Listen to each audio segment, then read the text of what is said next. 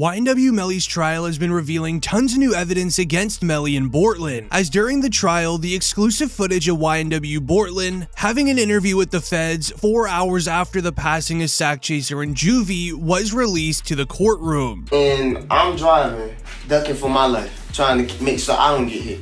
And you telling me, you telling me about shit. I don't know. You know what I'm saying? I'm trying to make sure I don't get hit. I'm driving. I'm trying to make sure I don't get hit. You know what I'm saying?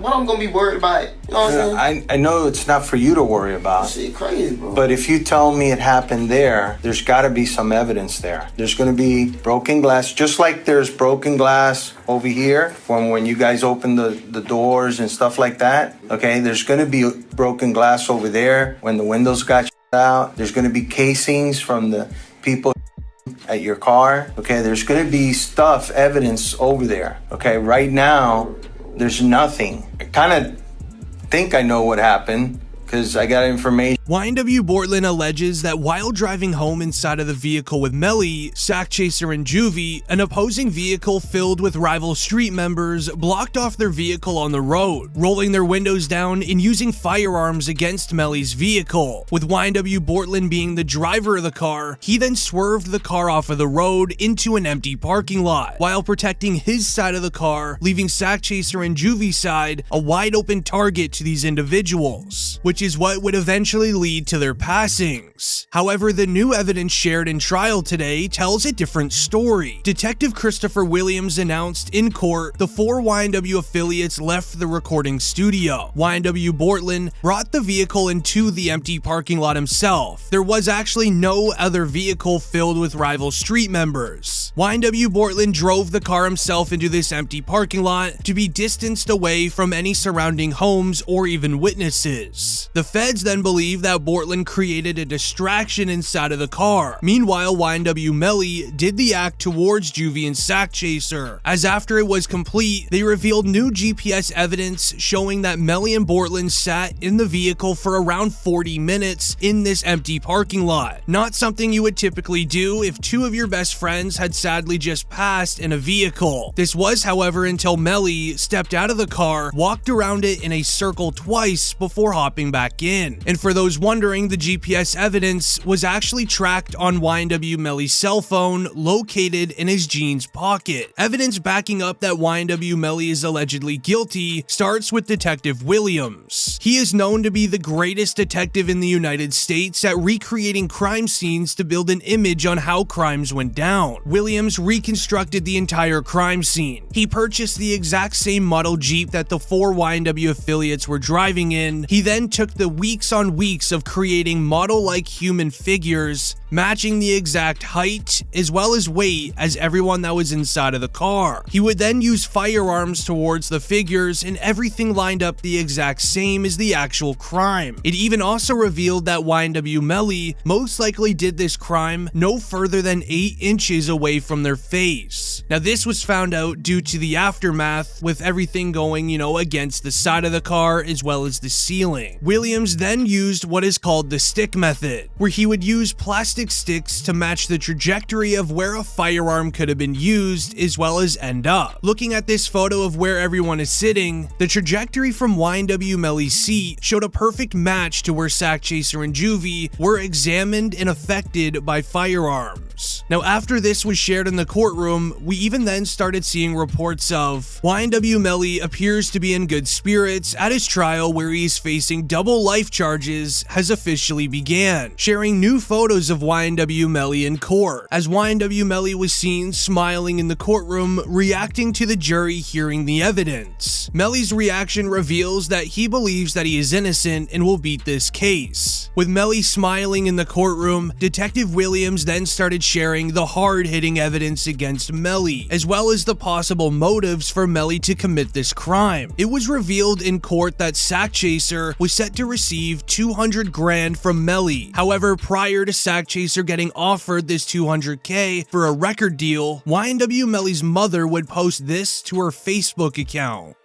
Show me text messages from Sakchaser, all her friends, and all these people, like he's about this life. But I'm saying, like, who you ever out at? What you ever did?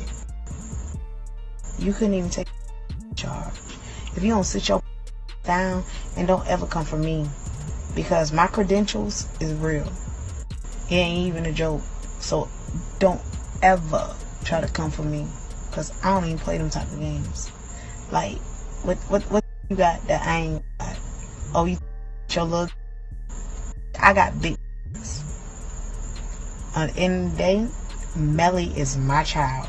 Now, this created a real mystery for law enforcement, as Melly has stated many times that his mother is the most important thing in his life. If somebody goes after her, there could be a real motive to retaliate. Now, to find answers, Detective Williams attempted to subpoena 300 Entertainment, YNW Melly's record label that was offering Sakchaser the money. However, 300 Entertainment refused to honor the subpoena, refusing to speak to the feds, as YNW Melly is one of their biggest artists. The feds would then ask YNW Sakchaser's mother, Jana Thompson, to expand on the $200,000 payment during a March 2022 deposition. Though she specified she didn't know exactly who the alleged payment was from or what it was even for, she did say that Sakchaser reached out to her a few days before he passed. As she said, and I quote, "My son hysterically called me," she said. "He was very concerned about my whereabouts. He was concerned about his sister's whereabouts. He was very concerned. Like something is gonna happen to us. He then told me that he would not get his money." She continued saying, "He said, I'm probably not gonna get my $200K. I'm probably not gonna get my money." Now, just weeks prior to Sakchaser sadly passing, his music career was actually beginning to take off. Many were even saying online that he has more talent than YNW Melly, which led many to believe that this could have made YNW Melly a little jealous or even a little bit angry. However, this wasn't the only possible motive for the crime, as days before the passing of Sakchaser and Juvy, Sakchaser was caught messing around with YNW Melly's at the time girlfriend. YNW Melly's ex-girlfriend's mother was always wanted by the feds for the last few years. This was due to crimes outside of YNW Melly's trial. However, the feds found her, and they didn't even ask about the other crime, they just want to know about YNW Melly. She then sat for a deposition. During the interview, the police officer asks the girlfriend's mom, "Were you aware that Sakchaser sent your daughter some rather special type of pictures?" Where she responds, "Yes, I am." He asks, "Did you see those pictures?" She replies, "I didn't see them, but she called me, and then they came over. She was in Tallahassee during that time, and she told me about them." Now, why would YNW Sakchaser be sending Melly's at the time girlfriend some of these special pictures? This could have easily been seen as a motive for YNW Melly, as the setting of Sakchaser and Juvy's passing was almost too perfect for a retaliation attempt. And now, with all of the new attention towards the Melly trial, rappers would begin reacting and even sharing their favorite moments with YNW Melly, as Melly's brother YNW Slime would say this during an interview.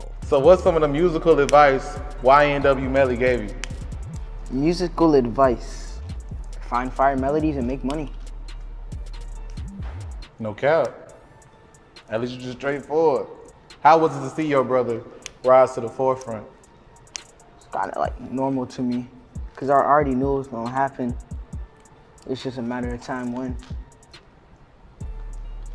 When can the people expect to see Melly on? What could it be?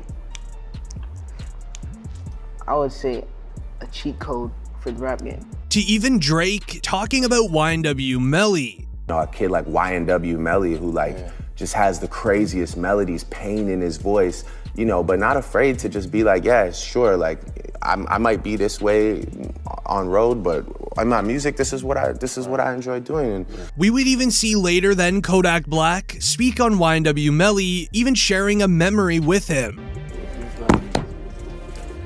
Yeah, man, free that boy Melvin, man, free Melly. Man, stop playing. We're not playing like that.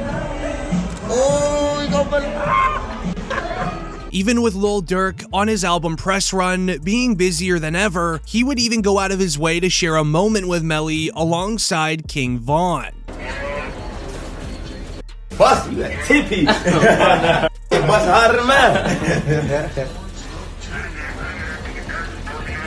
It's me.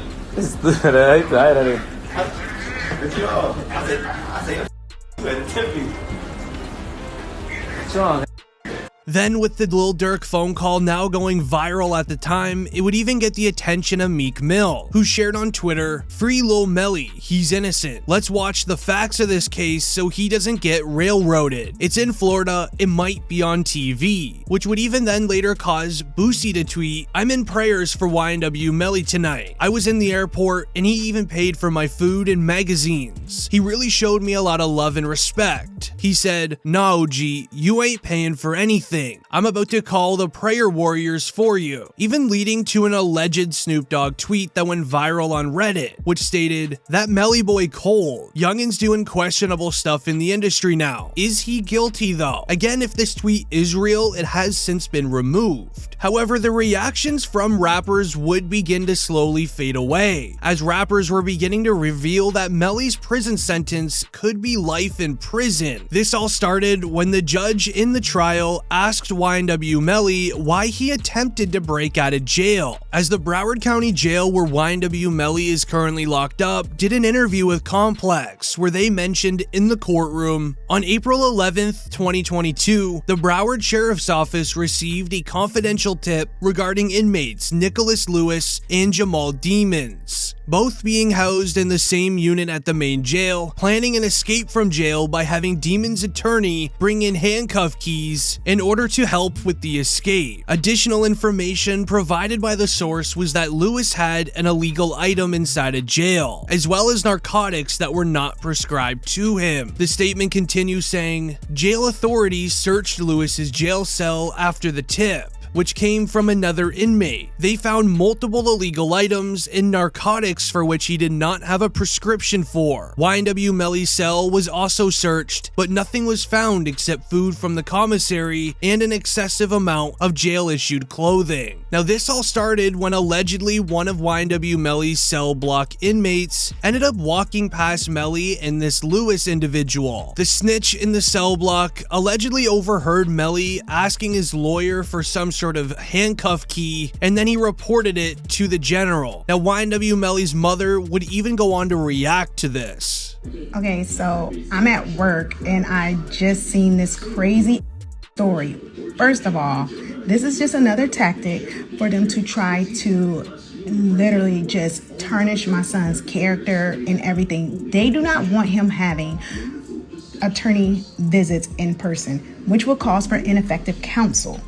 So we went to court for that, and they took his phone calls and they have him locked down. They had no evidence whatsoever that his attorneys did anything wrong to prove these accusations, but they knew it would get picked up by the media. So when we get ready to pick a jury, hopefully within the next 2 weeks, it's gonna be, oh, this kid tried to escape. Oh, this kid tried to do all these things. This is all fake because they do not have a case. As in the video, Melly's mom mentions how the feds have no evidence against him. The prosecutors are trying anything to make him look bad in front of the jury. Melly's music manager, 100K Track, would even defend Melly's mom, sharing that Melly has many good defenses on his side. He built a real great solid team away from just being innocent because he wouldn't do such a crime. He prepared himself and got a proper, defense. Their job is to handle themselves in trial, not on social media. You guys are taking it that way. If they say they got DNA in a car, I'm just gonna tell you, Melly DNA was found in the car. You're gonna think, yeah, his DNA was found in the car the day of the. Oh, he jumped in a car and his DNA was in the car. He did it, okay? But you're not gonna put the fact that this was his car for 6-7 months on those documents and dockets and just automatically be like, yo, he's fried. You don't even know what the defense is. You don't even know what the rebuttal is. You don't even know why that situation occurred. You hear ballistics flying, you don't know what the defense is. You hear this, you hear that. You get what I'm saying? I'm gonna be honest. With all of the evidence in the world going against Melly, many fans still don't even believe that the trial was real. This was until Melly's brother, B Slime, shared this on Instagram Live. Has officially started as of today. He's chilling in jury selection as we speak on this live right now. Crazy. It took way too long. Yeah. I'm gonna just let y'all know just like that, you know what I'm saying? To the 1,600 people that's in here right now. Bro, trial is started today. There's no more free Melly. Swear to God.